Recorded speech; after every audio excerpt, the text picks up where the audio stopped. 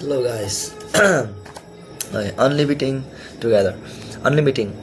The act or process of casting aside inaccurate and restrictive perceptions of one's potential and embracing the reality that with the right mindset, motivation and methods, there are no limitations. For so much of my life I allowed myself to be defined by my perceived restrictions.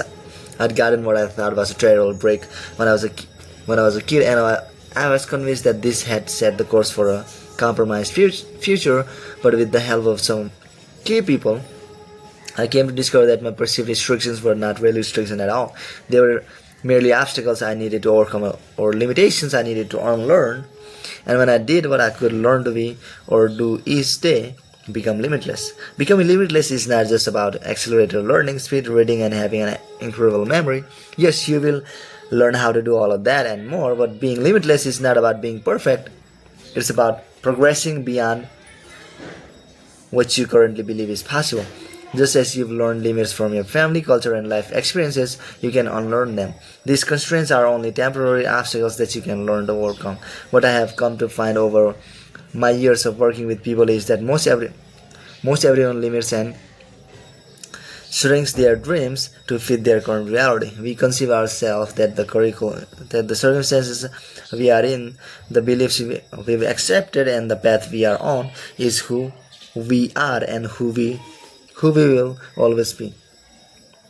But there is another choice. You can learn to unlimit and expand your mindset, your motivation, and your methods to create a limitless life. When you do what others want, you can live how others can't.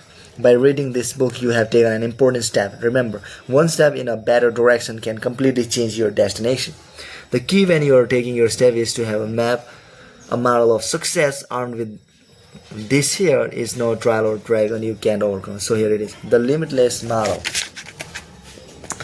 Mindset, possibility, ideation, inspiration, motivation, purpose, inspiration, implementation, methods, ideation, implementation. With this combined, limitless. The limitless model. You can learn to be, do, have, and share with no constraints. I wrote this book to prove this to you. If you are not learning or living at your full potential, if there is a gap between your current reality and your desired reality, here's the reason. There is a limit that must be released and replaced in one of three areas. A limit in your mindset. You entertain a low belief in yourself, your capabilities, what you deserve, or what is possible. A limit in your motivation. You lack the drive, purpose, or energy to take action. A limit in your methods. You were taught and are acting on a process that is not effective to create the results you desire. This applies to an individual, or family, or an organization. We all have our own unique story of struggles and strength.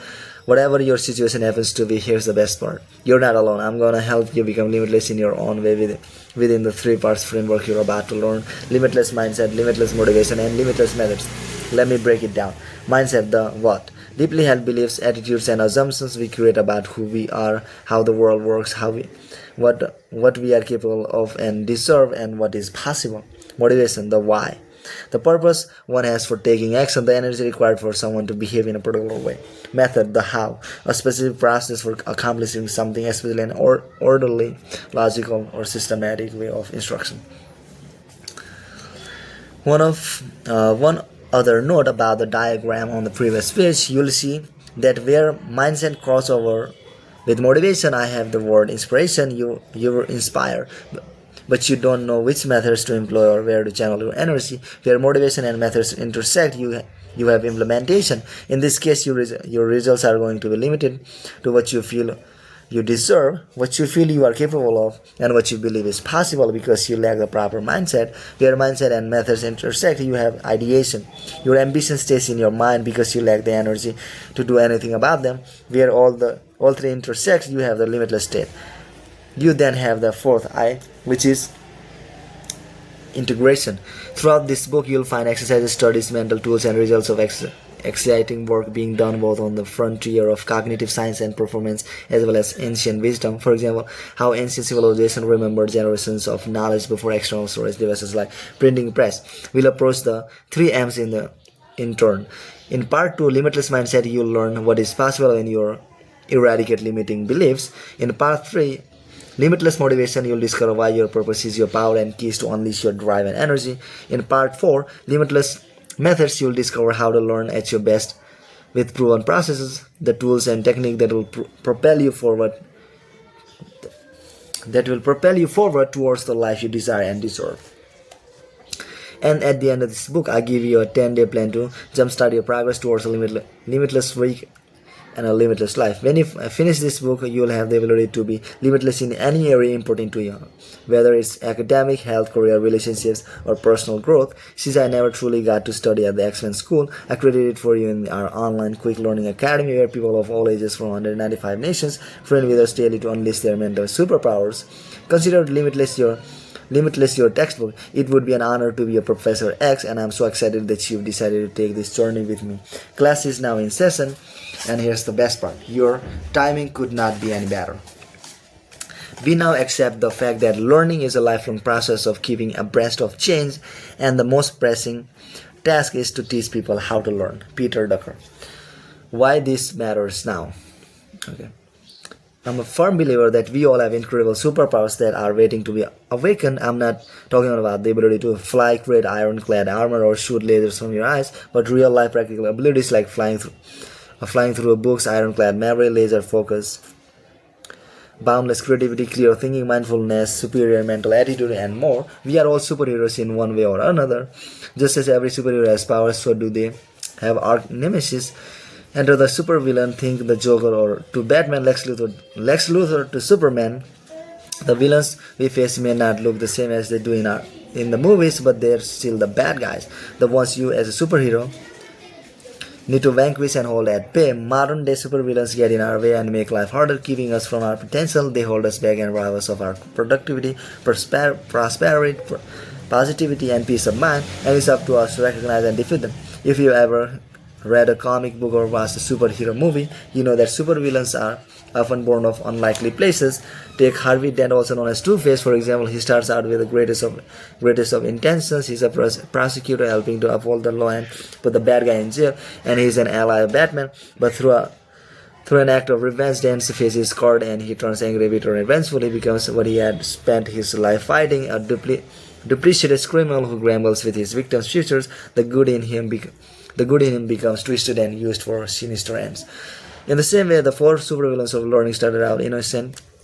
They are being fed by some of the greatest advancements that humankind has made in the last 100 years. They were given rise by technology. To be clear, technology is a vital part of progress and being limitless. It allows us to do everything from connecting to learning, making our lives that much more convenient. But it's possible that we consume digital technology at a rate that even its creators would find extreme. Much of the technology available to us today is new that we don't know the level at which we need to control our interaction with it. Through our educational platforms, Quick Learning, we have students in 195 countries and have generated tens of millions of podcast downloads. Our community has expressed a growing concern about their over-reliance on technology, and they come to us to upgrade their brains to find relief from these four horsemen of our age: digital deluge, digital distraction, digital dementia, and digital deduction. It's important to note that overload, distraction, forgetfulness, and default thinking have been around for ages. While technology doesn't cause these conditions, it has great potential to amplify them. The benefits of the digital age are plentiful, but let's take a look at how the advances in technology that help you can possibly also hinder you. Digital deluge. Do you have too much to process but not enough time? We're privileged to live in a world with so much unfettered access to information. In this age of connectivity, ignorance is a choice. Compared to the 15th century, we now consume as much data in a single day as an average person from the 1400s would have absorbed in an entire lifetime. Not so long ago, information moved glacially through word of mouth or a newspaper or a posted bulletin in a town square.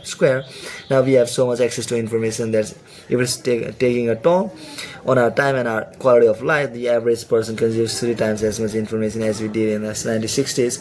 A 2015 report indicated that respondents spent 8 hours a day consuming media. In an NPR interview, the New York Times tech reporter Matt Ritchell said that after 20 years of glorifying technology as if all of it were good, I think science is beginning to embrace the idea that some technologies Twinkies, and some technology is Brussels sprouts. If you consume too much technology, just like if you consume too much food, it can have ill effects. In a University of California, San Francisco study on the effects of downtime, researchers gave rats a new experience and measured their brain waves during and after the activity. Under most circumstances, a new experience will express new neural activity and new neurons in the brain. That is, if the rat is allowed to have downtime. If with downtime the neurons made their way from the gateway of memory to the rest of the brain where long-term memory is stored, the rats were able to record memories of their experiences, which is the basis for learning. Doesn't that make you wonder what happens if you don't have downtime? There is a growing body of evidence that suggests that if we never let our mind wander or be bored for a moment, we pay a price. Poor memory, mental fog, and fatigue.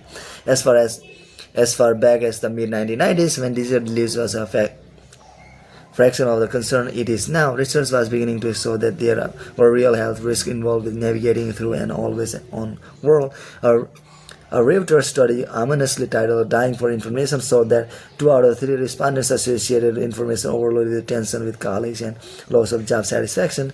42% attributed ill health to this stress. 61% said that they have to cancel social activities as a result of information overload, and 60% that they are frequently too tired for leisure activities.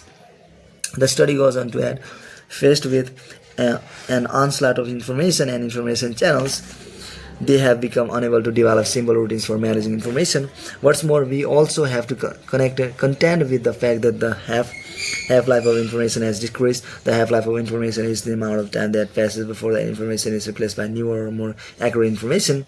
You can study to your heart's content. The information you process now will be outdated sooner than you think. Facts written in articles, books, and documentaries are based on strong evidence and accepted as truth, but then they are completely reversed when a new study comes out. I don't need to tell you how completely inundated each of us is with digital details.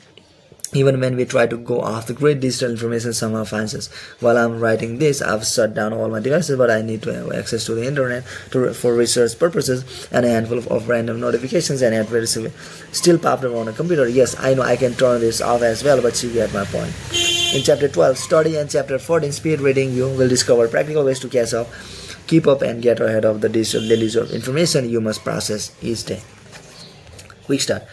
Take a moment and schedule 30 minutes of white space in your calendar for this week. This is the time to spend away from the technology, the time dedicated to clear your mind, relax, and be creative. Digital distraction. Okay, so that's it, guys.